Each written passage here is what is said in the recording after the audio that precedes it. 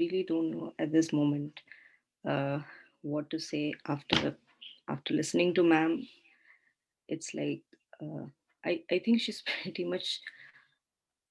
I don't know. I just really appreciate that it's really difficult and needs a lot of strength to actually uh, narrate this every time in such a helpless state that we are in this terrible situation.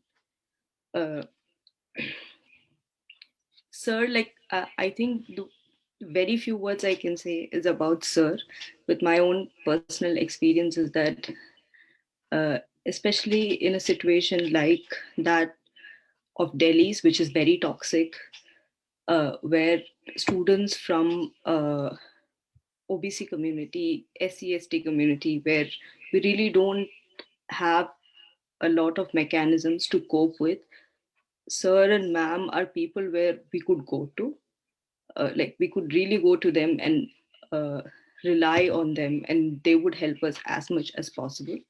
And like she said, like the kind of activism Sir has done to be there for students from underprivileged categories, especially because in such toxic spaces, these are like the only rays of hope. The very few faculty, and Hany Babu sir, I feel, is like exceptional.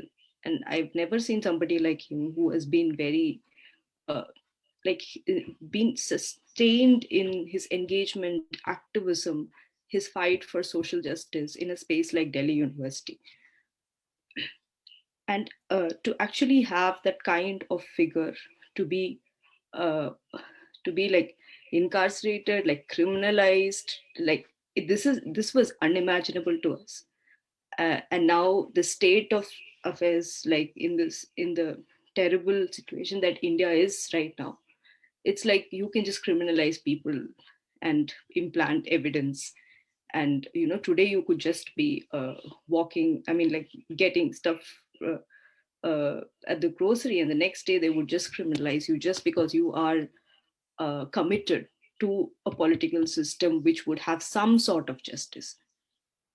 And um, Sir used to be like very active. I still remember, even in my personal experience, where whenever we had to face these discriminations at the hands of every level of administration, or even some faculty and even students, where there used to be casteism, there used to be religious discrimination, there used to be all kinds of discrimination, where these were the people who could actually help you. They engage, like Sir used to know everything, right? Like if you ask him, I used to call ma'am, and ma'am, there is a problem, there's something like this, and Sir would be like, these are the rules, this can't happen, right? To actually have somebody like that.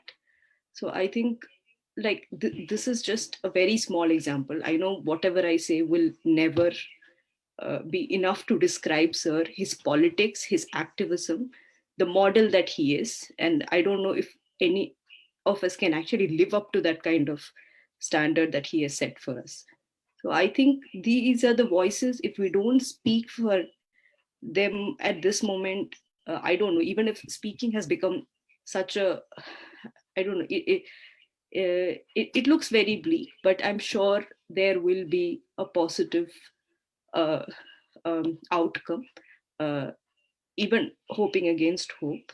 And I hope we can keep doing this. I hope Sir is given the best healthcare, or at least to, to struggle out of this moment, which is deeply unsettling for all of us. Uh, and I hope and pray that all of us can do something, at least our bit, to do it very fast, so that he is in a better state uh, very soon.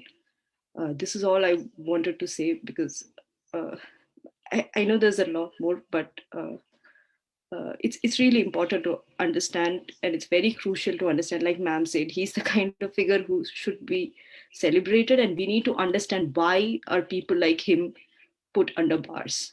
Why are people who work for social justice, for anti-caste politics, for the basic respect, right? For the self-respect of people who are from underprivileged categories being incarcerated. Why is it a threat?